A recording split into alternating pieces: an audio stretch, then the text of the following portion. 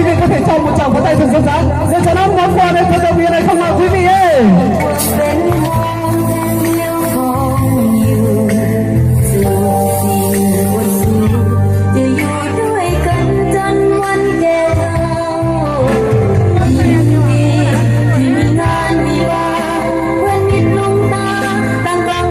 Vâng, thay lời cho những người thực hiện ekip chương trình xin được cảm ơn món quà hết sức ý nghĩa của chị gái chương trình ngày hôm nay. Cũng xin được trân trọng kính mời một món quà nữa quý vị ạ. Vẫn còn có rất nhiều quà hôm nay ngày lễ thành công của đôi bạn trẻ mà xin được trân trọng một chị gái nữa.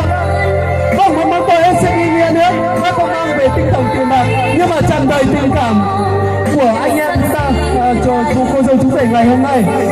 Anh em như thể chân tay quý vị ơi, một tình cảm không bao giờ bỏ được ạ.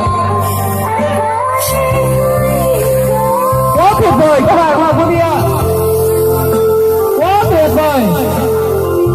Quý vị còn ngần ngại gì nữa, một tràng pháo tay nữa không được không ạ? Một món quà hết sức ý nghĩa quý vị ơi. Vâng, vẫn còn quà đó quý vị ạ. Quý vị lại phải vỗ tay rồi, một món quà nữa. Quá tuyệt vời, hôm nay trong ngày lễ thành công của đôi bạn trẻ ngày hôm nay ạ.